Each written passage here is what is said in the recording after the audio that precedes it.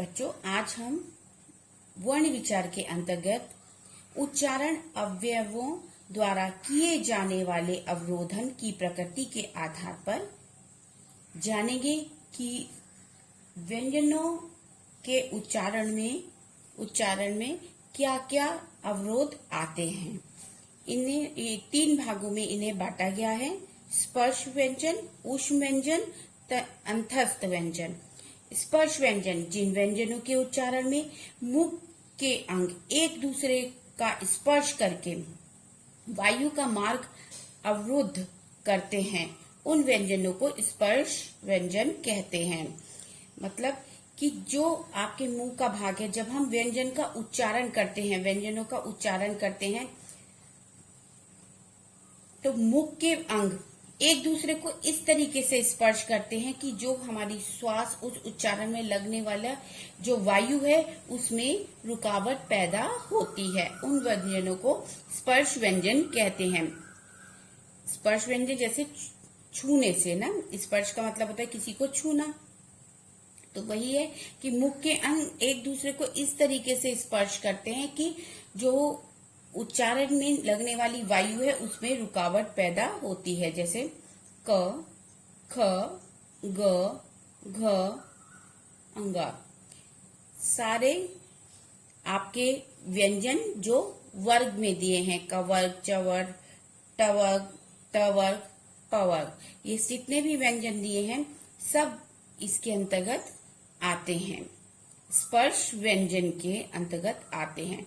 ऊष्म व्यंजन, ऊष्म माने गर्मी, जिन व्यंजनों के उच्चारण के समय मुख के अंग एक दूसरे के इतने निकट आ जाते हैं कि बीच से हवा संघर्ष या घर्षण करती हुई निकले। संघर्ष मतलब बड़ी कठिनाई से आपकी जो वायु है वो बड़ी कठिनाई से निकलती है, तो इन व्यंजनों को ऊष्म व्यंजन कहते हैं।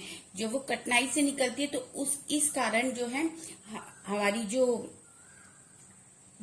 उच्चारण है, जो इन व्यंजनों का उच्चारण है उसमें गर्माहट पैदा होती है। यानी जो वायु निकल रही है, जो उच्चारण करते समय जो वायु का प्रयोग कर रहे हैं वो थोड़ी गर्म होकर निकलती है, संघर्षण घर्षण की आवाज लेकर निकलती है। ये चार हैं: श, श, स, ह। आइए अंतस्थ व्यंजन, जिनका उच्चारण करते समय जीभ पूरी तरह मुख के किसी भाग को स्पर्श नहीं करती, वे अंतस्थ व्यंजन कहलाते हैं। मतलब जो आपकी जिह्वा है वो मुख के किसी भी भाग को नहीं छूती। ये कौन से व्यंजन है? य, र, ल, व। आइए आगे देखते हैं उच्छिप्त व्यंजन, जिनके उच्चारण में जीभ का अग्रभाग यानी आगे का हिस्सा, जो आपकी जिह्वा है उसका आगे का हिस्सा ऊपर उठकर आगे आता है और फिर नीचे गिर जाता है। इसके उच्चारण में जो आपकी जिह्वा है उसका अग्रभाग आगे का हिस्सा ऊपर उठता है, ऊपर उठकर आगे आता है और फिर नीचे गिर जाता है। इससे बनेंगे आपके व्यंजन होंगे ड़, ळ। आइए संयुक्त व्यंजन, जब दो या दो से अधिक स्वर रहित व्यंजन मिलकर एक नया व्यंजन बनाते हैं तो वे संयुक्त व्यंजन कहलाते हैं। ये चार होते हैं: श्र, त्र, ज्ञ, श्र। संयुक्त व्यंजन, यहाँ पर दो या दो से अधिक स्वर रहित व्यंजन मिलते हैं। जैसे उदाहरण देखेंगे, क, धन, श, धन, अ, क्या बना? छ, कक, छा, रक, शा। त, धन, र, धन, अ, क्या बना? त्र, त्रिशूल और त्रिभुज। आगे देखते हैं, ज, धन, इया, धन, अ, ज्ञा बना? ज्ञान, यज्ञ। श, धन, र, धन, अ, क्या बना? श्र, श्रम, श्रवण। आगे चलते हैं, संयुक्त अक्षर, जब एक स्वर रहित व्यंजन का भिन्न स्वर सहित व्यंजन से मेल होता है तो वे संयुक्त अक्षर कहलाते हैं। संयुक्त अक्षर में एक अक्षर, पहला अक्षर स्वर रहित होगा और दूसरा अक्षर स्वर सहित होगा। जो पहला वर्ण होगा आपका वो क्या होगा, स्वर सहित होगा। वर्ण का मतलब यहाँ पर व्यंजन से है बेटा, ठीक है। जब एक स्वर रहित व्यंजन का भिन्न स्वर सहित व्यंजन से मेल होता है तो वह संयुक्त अक्षर बनते हैं। जैसे स्व, उसमें जो स्व दिख रहा है अगर आप विच्छेद करेंगे तो ये स आधा है। उच्चारण में इसमें कम समय लगता है क्योंकि आधा है।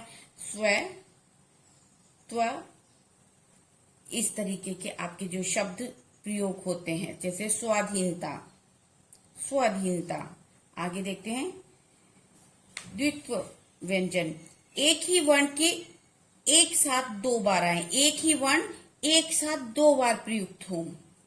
पहला वर्ण स्वर रहित आए तो उसे द्वित्व व्यंजन कहते हैं। जैसे पत्ता, भिन्न, गुस्सा। पत्ता में पहला ता स्वर रहित होगा और स्वर रहित होगा तो इसका मतलब वो आधा होगा। जब आप उसे लिखेंगे तो वो आधा ता आएगा और दूसरा पूरा ता, यानी स्वर सहित। पंचमाक्षर, स्पर्श व्यंजनों को क से म तक 5 वर्गों में बांटा गया है। प्रत्येक वर्ग में 5 वर्ण रखे गए हैं। स्पर्श व्यंजन के में जो है आपके 5 वर्ग बनाए गए हैं और उन वर्गों को नाम दिया है। जैसे कवर्ग, चवर्ग, टवर्ग, तवर्ग और पवर्ग। इसमें हर श्रेणी में, हर लाइन में 5 व्यंजन रखे गए हैं। स्पर्श व्यंजन, इनको नाम भी क्या दिया गया, स्पर्श व्यंजन। स्पर्श व्यंजनों को क से म तक 5 भागों में बांटा गया है। प्रत्येक में 5 वर्ण रखे गए हैं। हर वर्ण का नाम उसके प्रथम वर्ण के नाम पर रखा गया है। जैसे कवर्ग, चवर्ग, टवर्ग, तवर्ग, पवर्ग। और उसका अंतिम वर्ण पंचमाक्षर, जो 5वां वर्ण है वो पंचमाक्षर या पंचम वर्ण कहलाता है। जैसे अंग, इया, ण, न, म, ये पंचमाक्षर हैं यानी 5 अक्षर। और यही 5 अक्षर हम अनुस्वार में प्रयोग करते हैं।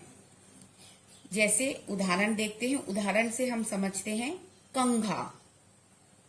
तो जो अनुस्वार बिंदु लगा हुआ है इस पर, वो कैसे पहचानेंगे हम कि ये किसका है। इसमें अगर हम इसका विच्छेद करेंगे तो जैसे कंघा है, व्यंजन है, अंडा है, चंदन है, मुंबई है। तो इसमें कैसे पहचानेंगे कि ये जो व्यंजन है ये कौन सा व्यंजन है, यानी क्या हम जब उसका विच्छेद करेंगे तो हमें कौन सा व्यंजन लिखना होगा।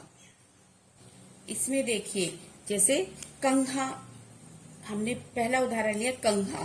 तो ये किस वर्ण का है कंघा, मतलब किस वर्ण वर्ग में आ रहा है, क वर्ग में, क वर्ग में, क वर्ग में। और लास्ट में इसकी क्या आ रहा है, जो इसका अंतिम शब्द है, वर्ण है, वो है घ। ठीक, जो बिंदु से अगला वर्ण आएगा, अनुस्वार से अगला वर्ण जो होगा उसको आपको नोटिस करना है कि वो किस वर्ग का है, घ, कंघा। तो इसके जो बिंदु लगा है उसमें हम क्या किसकी ध्वनि आएगी, अंग, अंगा की।